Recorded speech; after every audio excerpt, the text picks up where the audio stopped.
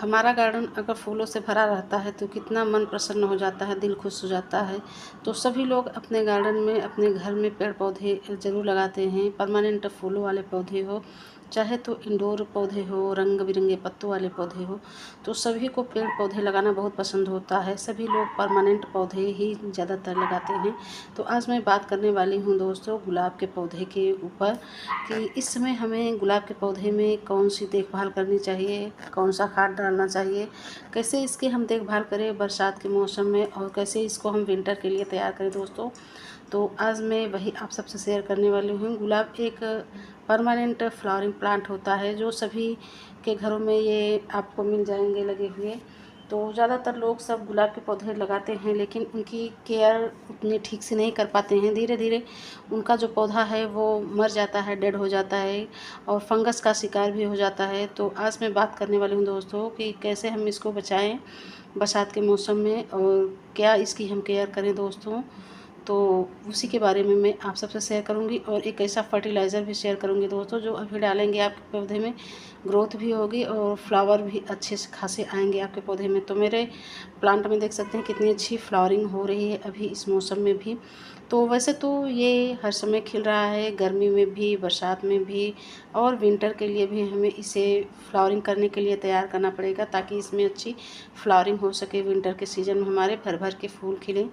तो आपके पास अगर गुलाब के पौधे हैं तो उसकी कैसे देखभाल करनी है दोस्तों। गुलाब में आपको, रोज़ के पौधे में आपको कई वैरायटीज़ मिल जाएंगे, हाइब्रिड, देसी। और कलर की बात करें दोस्तों तो कलर बहुत सारे होते हैं, रंग बिरंगे colour, double colour, single colour, miniature rose होते हैं, और देसी रोज़ होते हैं, हाइब्रिड रोज़ होते हैं, और काफ़ी ढेर सारे कलर्स इसमें पाए जाते हैं दोस्तों। वैरायटीज़ भी ढेरों सारे पाए जाते हैं।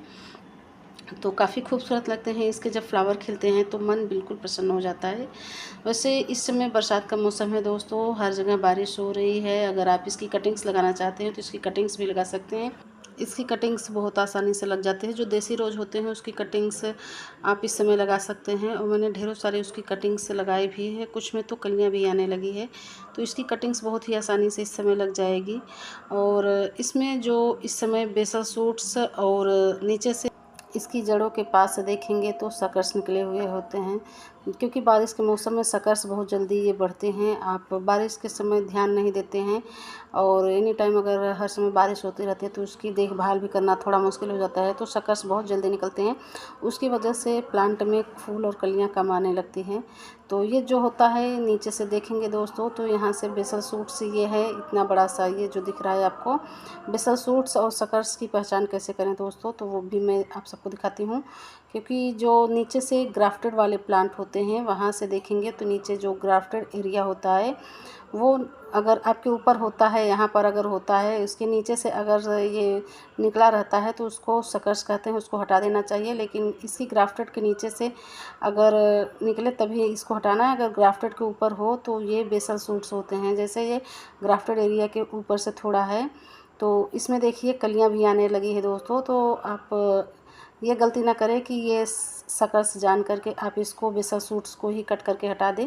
जब ग्राफ्टेड एरिया देख लें अच्छे से, उसमें अगर जो ग्राफ्टेड एरिया के नीचे से है उसी को हटाना है दोस्तों, क्योंकि ये सकर्स जो होते हैं हमारे प्लांट में कलियां और फूल नहीं खिलने देती है। और बेसल सूट्स भी इस समय निकलते हैं, लेकिन ध्यान से उसको कट करना है दोस्तों। जो सकर्स है उसी को हटाना है। तो सकर्स जो हमारे प्लांट को बहुत ही ख़राब कर देते हैं वो जंगली होते हैं, क्योंकि जो हमारा प्लांट होता है जंगली, जो गुलाब का प्लांट होता है उसी में ग्राफ्टिंग किया जाता है। तो उसे आप अगर सकर्स को हटाते रहेंगे तो आपके पौधे में कलियां और फूल आते रहेंगे। और नहीं तो सकर्स जो होते हैं वो हमारे प्लांट में कलियां और फूल लाने में प्रभाव डालते हैं, वो खिलने नहीं देते हैं पौधे को, और बेसल सूट्स में ही कलियां और फूल आते हैं। तो दोस्तों ये देखिए, ये है सकर्स। सकर्स की पहचान कैसे करें। जो ग्राफ्टेड एरिया वाला भाग होता है उसकी जड़ के पास से ही सकर्स निकलते हैं, तो उसको आप निकाल दीजिए, क्योंकि बारिश के मौसम में बहुत जल्दी ये बढ़ते हैं। जो ग्राफ्टिंग एरिया के नीचे है उसी को निकालना है। ऊपर से जो होते हैं ग्राफ्टिंग एरिया के ऊपर से वो बेसल शूट्स होते हैं। तो जो नीचे से ग्राफ्टिंग एरिया के नीचे से जड़ के पास से निकलते हैं वही सकर्स होते हैं। तो उसको आप इस समय निकाल दीजिए, अपने पौधे में ज़्यादा ध्यान दीजिए।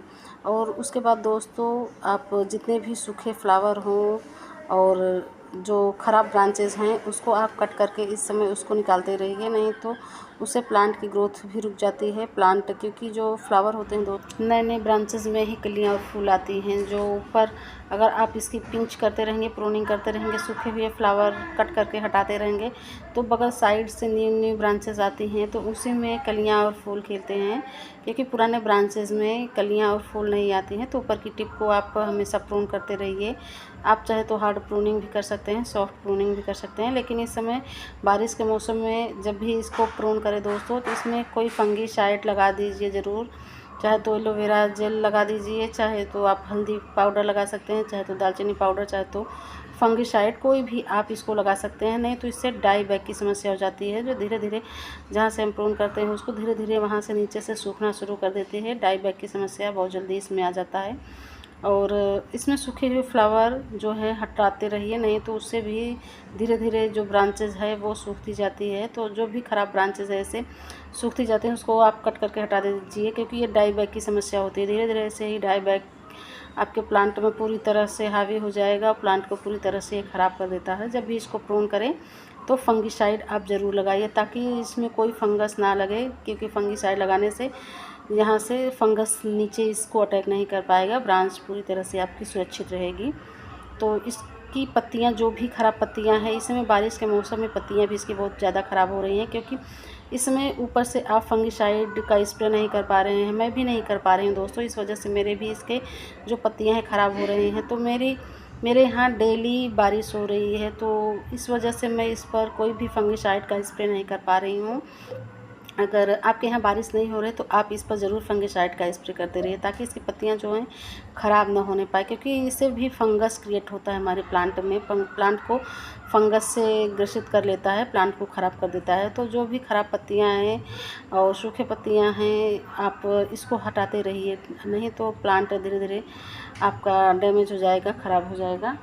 और ये है दोस्तों, मैंने फर्टिलाइज़र लिया है, हमारे प्लांट के लिए बहुत ही फ़ायदेमंद फर्टिलाइज़र है और प्लांट की ग्रोथ भी बढ़ाएगा, प्लांट को फंगस से भी बचाएगा। तो ये हमने लिया है डीएपी दोस्तों, और ये मेरी डीएपी थोड़ी बारिश की वजह से ख़राब हो गई थी। इसमें मैंने पेपर में लपेट करके अंडे का छिलका का पाउडर भी बना करके रखा था दोस्तों, तो इस वजह से इसमें ये मिक्स हो गया है। वो पेपर भी फट गया था तो उस वजह से इसमें मिक्स हो गया, और ये जो मेरे डीएपी है थोड़े ख़राब जैसे हो गए हैं, लेकिन ये सही है खाद, कोई ख़राब नहीं हुआ है दोस्तों, बस थोड़े इसके गल गए हैं। और इससे हमारे प्लांट की ग्रोथ भी होगी और कैल्शियम भी मिल जाएगा, अंडे के छिलके भी है। और ये है नीम की खली दोस्तों, इसमें भरपूर मात्रा में नाइट्रोजन, पोटेशियम, फास्फोरस होता है जो हमारे प्लांट की ग्रोथ को और फंगस से दोनों तरह से बचाएगा। अगर आपके प्लांट की ग्रोथ नहीं हो रही है तो ये फर्टिलाइज़र आप ज़रूर डालिए। इससे डालने से आपके पौधे में जो एक्स्ट्रा ब्रांचेस भी आएंगे, प्लांट आपका घना होगा और प्लांट में फ्लावरिंग और कलियां आने में बहुत ही सहायता करेगी। तो ये फर्टिलाइज़र आप मिक्स करके आप एक एक चम्मच अपने सभी पौधों में डाल देंगे तो आपके पौधे की ग्रोथ अच्छी होगी। क्योंकि आपके यहाँ अगर बारिश नहीं हो रही तो दोस्तों ये फर्टिलाइज़र डालने से पहले अपनी मिट्टी की ज़रूर गुड़ाई कर लीजिए, क्योंकि मेरी मिट्टी तो अभी गीली है, अभी कुछ देर पहले ही हमारे यहाँ बारिश होकर के गई है। तो इस समय आप लिक्विड फर्टिलाइज़र ना डालें, अगर आपके यहाँ बारिश हो तो सॉलिड फर्टिलाइज़र ही यूज़ करिए, लिक्विड फर्टिलाइज़र डालने से कोई फ़ायदा नहीं। और पानी इसका चेक करके दीजिए, अगर बारिश नहीं हो रही है तो 1-2 दिन इसकी मिट्टी को अच्छे से ड्राई होने दीजिए। अगर मिट्टी ड्राई नहीं होगी तो आप के जो प्लांट है एक्स्ट्रा पानी आप डालते रहेंगे तो प्लांट में की जड़ों में जो फंगस लग जाएगी दोस्तों, और जो भी घास फूस है उसे आप हटाते रहिए प्लांट में से, नहीं तो सारी जो खाद हमने डाली उसकी एनर्जी सारी ये घास ही ले लेगी और हमारे प्लांट की ग्रोथ को रोक देगी। तो ये फर्टिलाइज़र आप अपने रोज़ के पौधे में ज़रूर डालिए, आपके पौधे की ग्रोथ भी अच्छी होगी, विंटर के लिए भी बहुत अच्छे से तैयार होगी।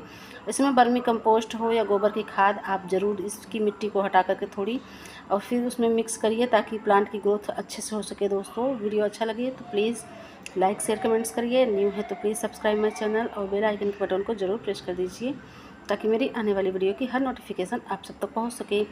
तो चलते हैं दोस्तों, okay bye, happy gardening, Radhe Radhe.